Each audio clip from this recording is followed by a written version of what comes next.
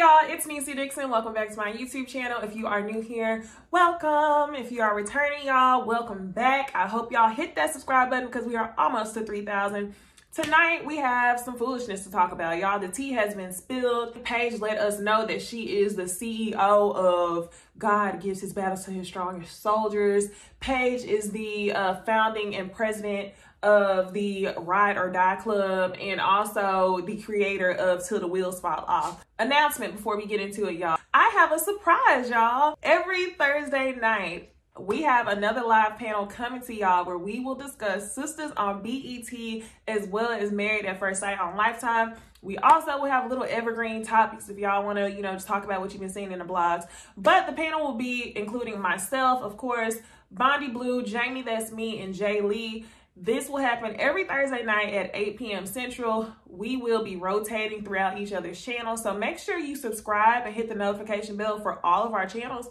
So that way, you know where we are on Thursday nights at 8 p.m. and then you don't miss the conversations about the foolery. So for tonight, this Thursday, we're going to be going live on Bonnie's channel. Next week, it'll be on Jay Lee's channel. It's going to be lit, y'all. We got a lot to catch up on because as far as the panel, we haven't talked about these 5 episodes of foolishness. So for tonight, let's go ahead. For this review, let's jump into Married at First Sight, Season 12, Episode 5. All right, so we're going to try a new format. This episode was clearly centered on Chris's fuckery and Paige's stupidity. I hate to say it. But that's just what it is, y'all. This episode was centered around the foolishness. And because of that, we got like 20 dinners the whole episode. So I'm not going to go in sequential order as it pertains to the other couples. We're just going to hit the high topics for these other couples. And then we'll get into the all group meeting at the very end. So y'all, the episode starts off. Chris, bad news. That's my note. Bad news in all capital letters. The producers are talking to Chris and they're like, you have to tell her. You have to tell her. And he's like, I don't want to tell her. And the producer's like, well, what are you scared of? And he's like, I'm not scared of anything. You just want to blah, blah, blah. Y'all, this whole episode tonight, Chris was speaking the same language as those people that live in the dark world of Bikini Bottom. I couldn't understand anything that was coming out of his mouth. Can we get closed captions, please? Could not understand that fool. So he doesn't want to tell Paige, y'all. Bum, bum, bum. To be continued now. It seems like, I think it's so funny that this episode, it seems like all the couples seem to be on this cloud 9 high, including Haley and Jacob, which is very odd to me. I am rooting for Jacob's weird ass. I know last video, all I said for Jacob was steak and eggs, steak and eggs, steak and eggs. But this video, we kind of got raw onions, steak and eggs, and a little bit of 80s talk. And it seems like Haley might be open to it. So let me not jump ahead. Okay, Ryan and Claire first, y'all. So Ryan and Claire both are rating their relationship a 10 out of 10. Now, some of the main things that popped up throughout this episode for Ryan and Claire was really their differences in routine. So Ryan likes routine. He feels like he's already an old man. He could watch the same TV show every day. He wants to do that cute type of stuff. Now, remember, y'all, Claire is a flight attendant. And she's messy, which I'm not surprised. I mean, Clara is hardly ever home. She's probably coming home for a couple days, throwing stuff everywhere, leaving and coming back. And that just won't work for Ryan. However, they did find a cute way to kind of talk about matching routine where Ryan doesn't really like to fold clothes. So Claire's like, I'll fold your clothes, you wash, and it doesn't really seem to be an issue. The other topic that comes up, which is really the only... well, I won't say the only, but this is probably the number 2 issue with Ryan and Claire. I told y'all the first issue is that Ryan has never been in love before, whereas Clara is afraid that she'll fall too fast. So that's red flag number 1 with Ryan and Claire. Number 2, red, orange, yellow flag is Claire does not believe in organized religion. I was trying to figure out what she meant by that last episode. Like, are you more of a spiritual person or do you just not believe in religion at all? Are you an atheist? We don't know. So anyway, she used the words that she doesn't want to force religion on her children. Ryan seemed to disagree with that, but for the sake of avoiding conflict, I think he kind of held back on that. Ryan hasn't really declared himself as a super religious person either. I think it's a routine that he grew into as he grew up. He's used to being in the church, but I have yet to see Ryan declare himself as a religious person. So we don't know if that's going to be an issue. Now, they talk about names for the children, Elton and Vera. And I'm like, why are y'all coming with these old ass 1940s, 1950s names, okay? Another thing that popped up with Ryan and Claire, due to the conversation and their differences in how they live, Claire flat out says to Ryan, I don't think you're ready to live with anyone. I think Ryan and Claire are going to be just fine. Ryan and Claire are one of the couples that I honestly think are going to stay together. With all the other shit going on, anything that seems alarming doesn't really seem so bad compared to what Chris and Paige got going on. Okay, now Eric and Virginia are getting ready to go to the pool. And of course, our super conservative Eric has on his American flag tank top. Y'all, I did notice the flag mask as well. We'll move right along. Virginia and Eric are just super giggly. They're comparing themselves to the other couples. And I always feel like every season, this is where the couples start to mess up. Y'all might be good now because y'all are on honeymoon. Y'all have a free mini bar. Y'all are going to the pool. Eric has this hot young thing next to him. But as soon as y'all go home, I'm fearful for y'all. I'm fearful that Eric will want to be controlling, that he's going to want Virginia to not be out in the streets, to not have male friends. We'll get into that. And y'all are just going to see how y'all's lives don't match up. I mean, even tonight, Virginia blatantly said that she's seeing the differences and she's concerned with Eric being gone half of the month for work. I mean, he works less than her, but this isn't really what she sees for herself. I told y'all this in every single video. Virginia likes to stay in the streets, but I really think that's because she doesn't like to be alone. She mentioned in her intro episode that she has some sort of abandonment issues and that she displaces all of that emotion onto her dog. So it's like, I get what the experts were thinking. Y'all were thinking, oh, well, she can just be in the streets while he was gone. But Eric is like, not on my watch. Eric does not want his wife out in the streets. So that's going to end up to be an issue. So while y'all are comparing, you might want to slow it down just a little bit. Okay, so Virginia and Eric go to the pool. Of course, Virginia talks about the mention of them missing alcohol. They take some Vegas bomb shots. And I think it's all fun and games now because this episode, y'all know this whole first 4 episodes, we've been getting drunk Virginia. But we haven't gotten drunk Eric. And we see drunk Eric at the end of this episode because he's very much outspoken. But y'all, let's stick to the conversation at the pool. At the pool, Virginia mentions how she has a lot of guy friends. And Eric tells her that guys and girls can never be friends unless it's under 2 circumstances. The first circumstance, he says, is if it's a friend of, if it's one of your friends' significant others. So basically, if the guy is in a relationship with one of your friends. The second thing is if the guy is a gay man. I disagree. I think that girls and guys can be friends. The only thing that I would be kind of iffy about is if these were new friends that she was making at the bar every other week. If these are people who she's been friends with for years, you've known this girl for 3 days. You cannot come in and tell her how to handle her relationships with people who she's been knowing for years. Comment below, let me know what y'all think. I know that's like a really big debate. Some people think that guys and girls can never be friends. I specifically want to know from my guys. Guys, what do y'all think? Girls, comment below as well. The other thing that Virginia said in response, which I think was a really good response, she said to him, well, is that how you operate? And he said, no, I know how guys operate. Part of me believes that Eric has such a friend zone personality that I'm sure he's been friends with lots of females who he's wanted more with. So for that reason, he's like, Virginia's so hot, I'm gonna control her. This is the best looking girl I've ever gotten. So I'm gonna make sure that she doesn't run across guys like me.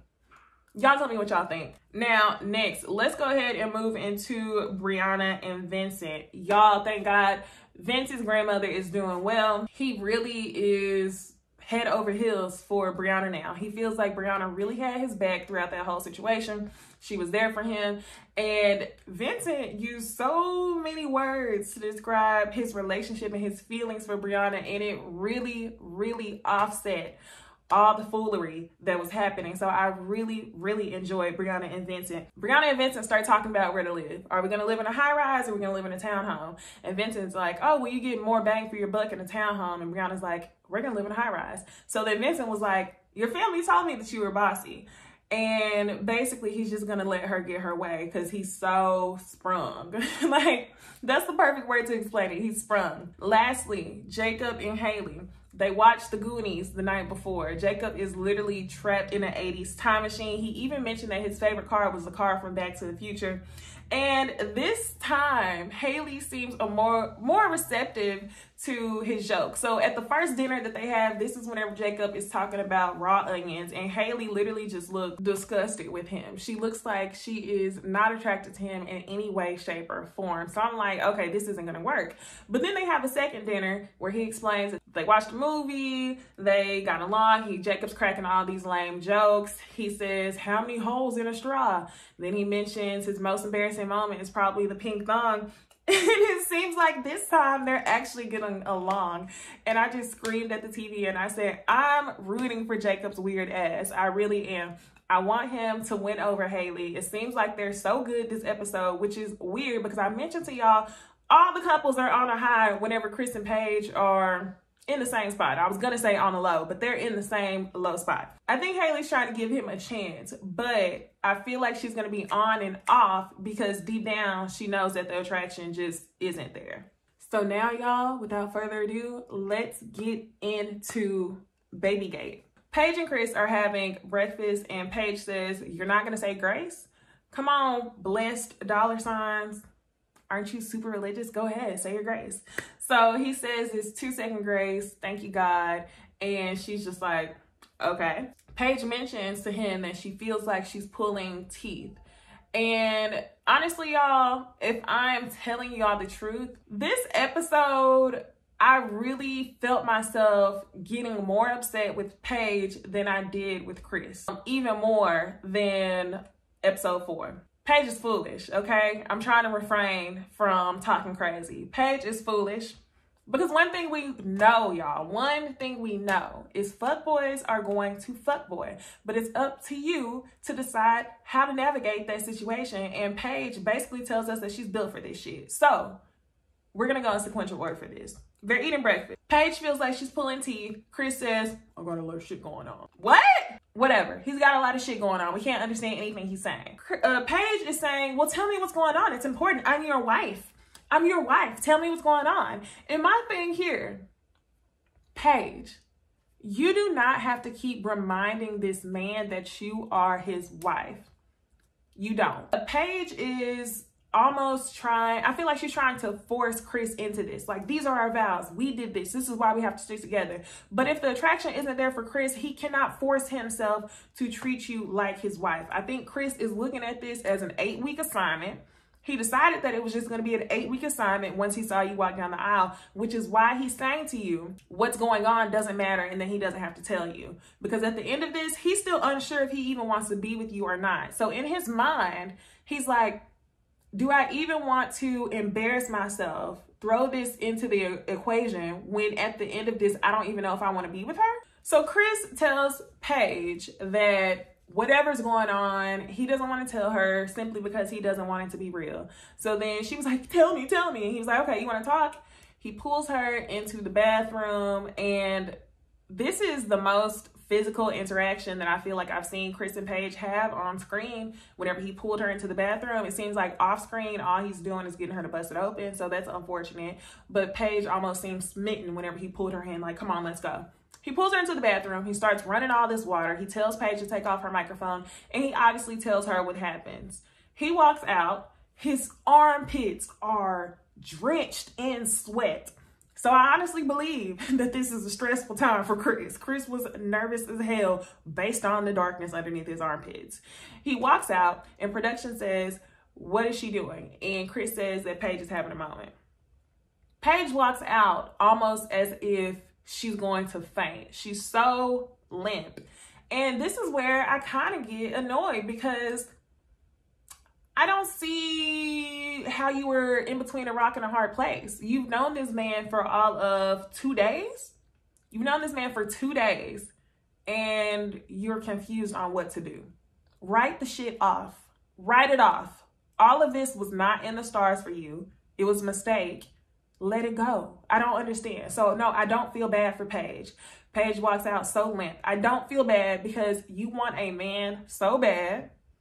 And I say a man because it literally could have been anybody more or less disrespectful than Chris, and you would have wrote it out. So I don't feel bad for Paige. She walks out, okay? And the thing that I quoted, she says, I just feel like everything's being taken away from me.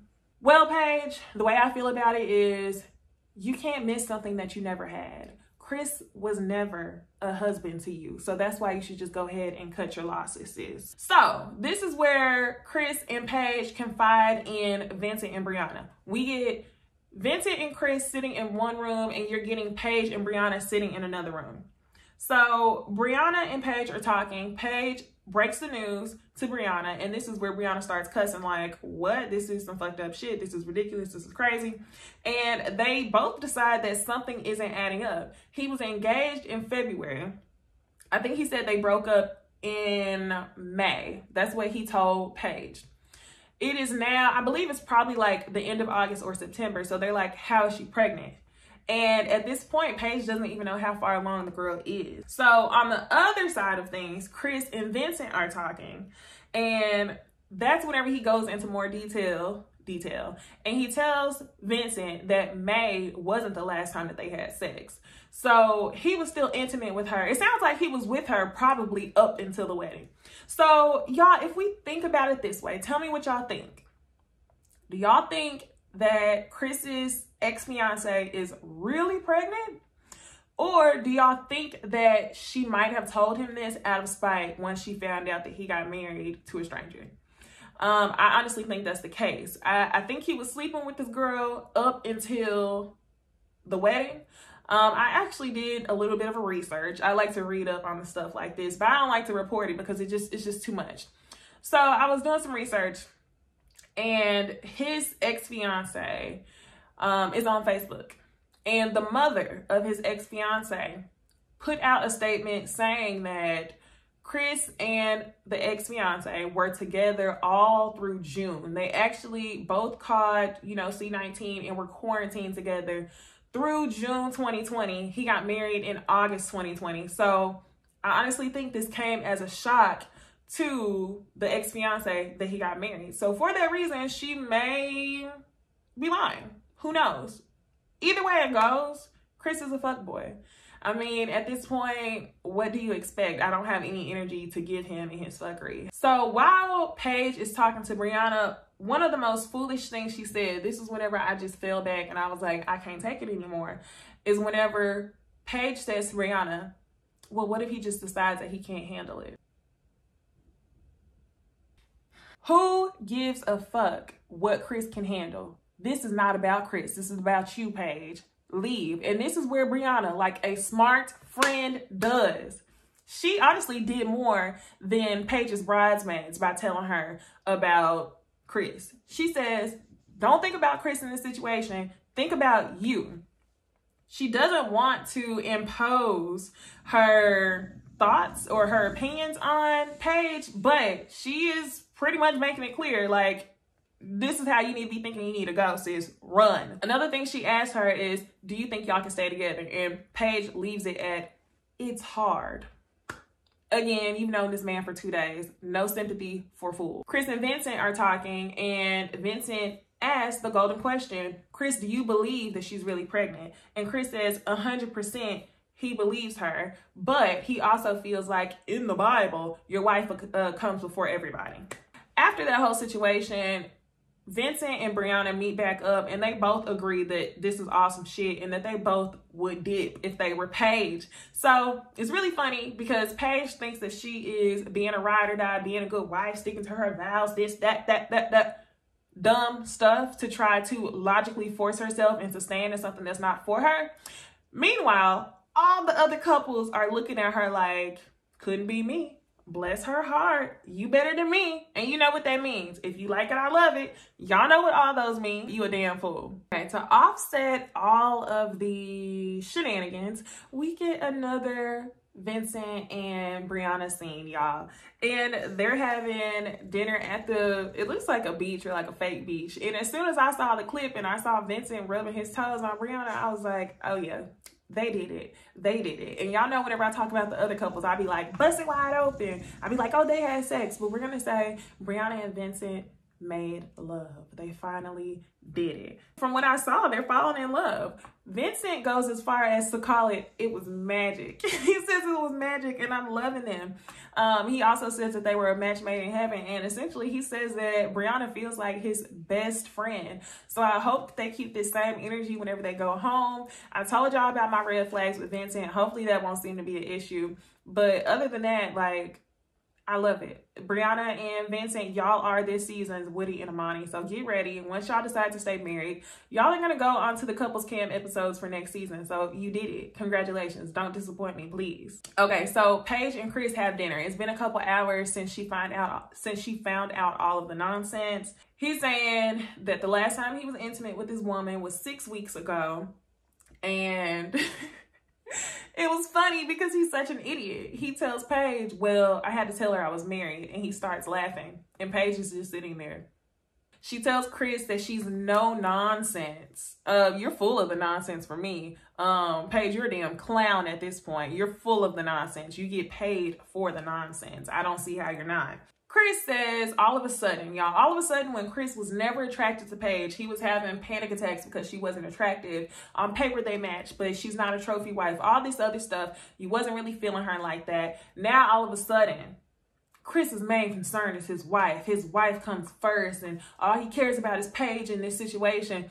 And I think that Chris is trying to find the best way to navigate this situation while still looking like some sort of an honorable man. And when I say honorable, I mean honorable as in the gentleman that his father raised him to be, which is a fool. So I think he's still trying to find the way to make this situation look like a win-win for him. So if he can convince Paige to stay with him, then he won't look like he did something disrespectful to his marriage. I think he's all about wanting to look good. He has the perfect fool. At this point, I would love to see how far Chris can string her along. Like, let's see what you can do, Chris. Chris wants to work stuff out, and he says to her, if this was decision day, what would you do? And Paige says, honestly, if today was decision day, I would leave. I would leave. You wouldn't. You wouldn't, sweetie, because you're not leaving. Can somebody get me a clown mask, please? She says, honestly, in my last relationship, I was damn near a stepmom. I mean, it was a daughter, and I raised her like she was my own. So, yeah. Paige says she's not new to this. She's true to this, okay? She's not new. Sign her up. So, yeah, I think, Chris, you got a win-win situation. However, I told y'all Chris is just trying to do whatever he thinks makes him look best. So this is where we're going to get the hot and cold from Chris. Chris is all hot and he likes Paige. He likes Paige. I mean, he's complimentary of Paige whenever it's something that he thinks will benefit him, i.e., getting her to bust open, i.e., making him look like this is a winning situation for him in a tough time. So, Paige, you should have just left. Now, you guys, all the couples meet. My notes, Brianna and Vincent are perfect. Haley and Jacob are both happy. Ryan and Clara even mentioned the whole mixtape thing, how everything's so coincidental, things are written in the stars for them. And Virginia and Eric aren't there yet. Paige tells everyone that she's encouraged by their faith. I hope you are. And this is where Paige and Chris kind of look at each other back and forth. Chris is hoping that Paige doesn't spill the tea, but at the same time, he doesn't want to be the one to tell everyone. So Paige just says, tell everyone how you feel.